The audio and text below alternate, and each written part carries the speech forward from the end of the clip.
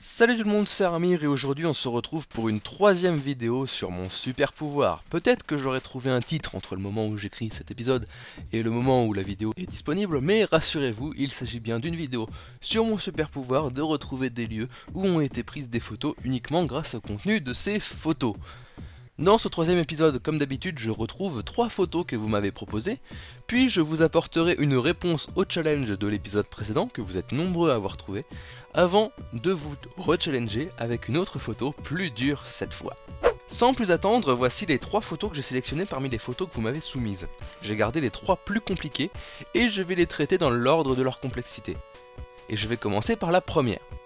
Cette photo, d'une qualité dégueulasse, m'a été fournie par Pido de 1901. Mais je l'ai trouvée car elle n'est pas si compliquée que ça. Comme il y a du soleil sur la photo, on peut aisément déduire l'orientation de la photo, ce qui nous donnera la direction de plein de choses, telle cette petite rivière. Nous avons cependant pas la position du soleil dans le ciel, mais à la vue de la luminosité, nous pouvons dire que cette photo a été prise vers midi en plein été, puisque les arbres ont des feuilles bien vertes, et que l'ombre portée de cet arbre est très verticale. On ne voit quasiment pas l'ombre de son tronc. Le soleil est donc positionné au sud, donc l'ombre de cet arbre se trouve au nord de cet arbre. Donc là, on peut tracer la direction nord-sud et se rendre compte que cette route se dirige vers le nord, peut-être légèrement à l'ouest. La rivière est dans un premier temps perpendiculaire au pont, mais quand on se dirige de ce côté-là de l'image, on se rend compte qu'elle remonte un peu vers le nord, elle doit donc avoir cette direction. Autre fait important, nous surplombons largement la ville que nous voyons au nord de la rivière. Nous pourrions penser que nous avons affaire à une photo prise aériennement par un drone, mais il n'en est rien puisque nous pouvons apercevoir sur la gauche de la photo un mur qui semble être à la même hauteur. Je pense donc que nous avons affaire à une prise de vue depuis un château. Donc voici la configuration que nous devons retrouver sur cette image aérienne. Mais où est ce château dans le monde ? La personne qui m'a filé cette photo est française et quand on fouille un peu son pseudo sur Google, on trouve sur certains sites la localisation de son profil à Chartres. Mais bon, à Chartres, il n'y a pas de château et l'Eure, la rivière qui coule à Chartres, me paraît un petit peu trop étroite pour la largeur de cette rivière. Cependant, le fait d'avoir l'info que l'auteur de la photo se localise à Chartres, plus le fait que la photo a été prise d'un château, plus le fait que ce type de paysage m'est familier et que ça me rappelle un petit peu ma région qui a plein de châteaux, j'ai quand même l'intuition que c'était pas si éloigné de Chartres que ça. Et par chance, il n'y a pas autant de châteaux dans l'Eure-et-Loir que chez moi. Donc la vérification au cas par cas ne sera pas longue, surtout avec les infos que l'on a sur la photo. Après 3 minutes de sélection, nous trouvons le château de Châteaudun, au sud de Chartres, et dans l'Eure-et-Loir, qui correspond parfaitement à ses caractéristiques.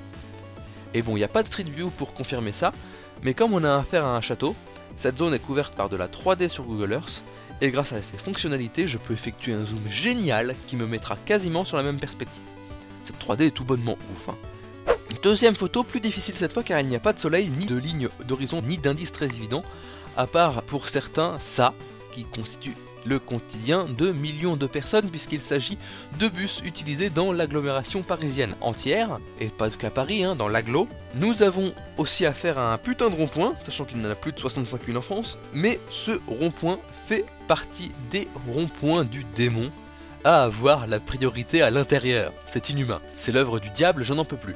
Bref, quels mini-indices pouvons-nous exploiter sur cette photo trop floue pour qu'on puisse voir le moindre texte marqué sur des panneaux directionnels? Eh bien pas grand chose en vrai, à part 3 mini-indices qui vont nous aider. Premièrement, ceci. C'est un panneau bleu, donc un panneau qui indique une autoroute, sur lequel on voit une petite icône noire avec un ovale légèrement penché. Et ça c'est le signe qui indique un périphérique. Et nous sommes en région parisienne, des périphériques, il y en a. Sauf qu'il faut faire attention puisque dans la région parisienne, il n'y a pas un seul périphérique, mais 2. Et il me semblait que ce logo faisait référence au deuxième périphérique, c'est-à-dire l'A86. Je me suis donc focalisé sur le tracé de l'A86, puisque ce panneau nous indique que nous sommes proches de l'A86.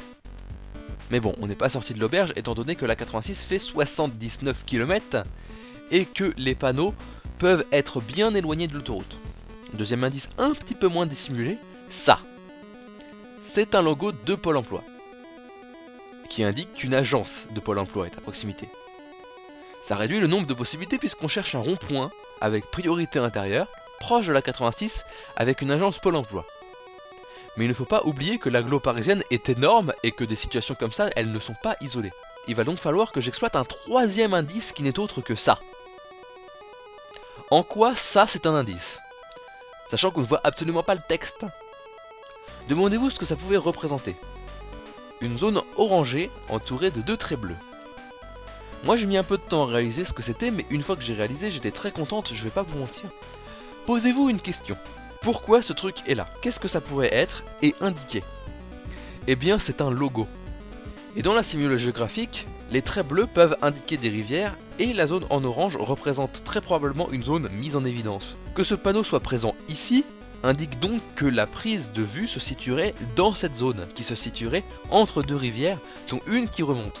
Et à ma connaissance de la géographie parisienne, j'ai pu réaliser que, tiens, cette zone correspond parfaitement à cette configuration et que cette zone accueille la 86 ainsi que de nombreux pôles emploi et que l'un de ces pôles emploi se trouve proche d'un rond-point avec la priorité à l'intérieur. Street View m'indique d'ailleurs bien qu'il n'y a aucun doute, cette photo a été prise à cet endroit.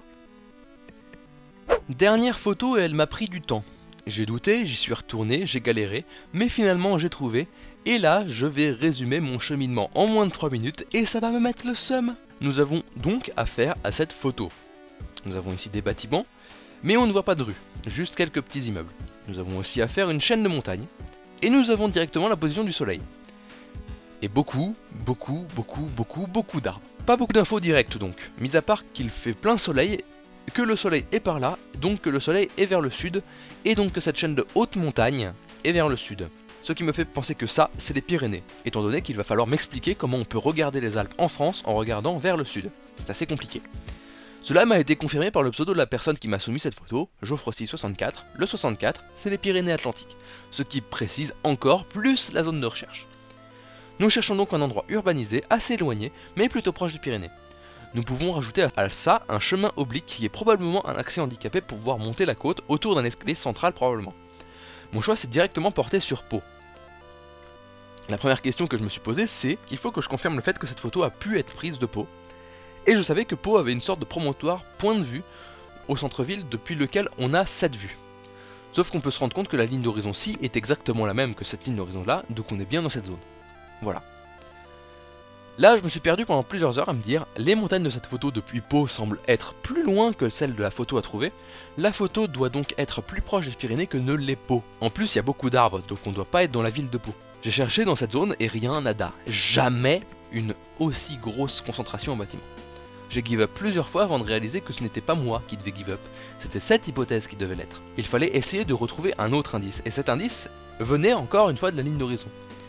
On se rend compte que sur cette photo, cette montagne semble plus rapprochée de celle-là que sur cette photo, où cette montagne est plus éloignée. Donc cette photo se situe légèrement plus par là, par rapport à cette photo, donc légèrement plus à l'ouest. Je cherche donc légèrement à l'ouest de Pau une zone qui pourrait descendre assez fortement avec un escalier central probablement et une rampe sur le côté. Quelques minutes de recherche nous permettent ensuite de trouver cette zone, juste à côté de Pau. La différence de taille entre les montagnes vient peut-être de l'objectif, je ne sais pas, mais ça, plus l'omniprésence d'arbres alors qu'on est dans une zone ultra urbanisée, m'ont largement induit en erreur, mais ce n'a pas eu raison de moi. Et maintenant je déteste Pau.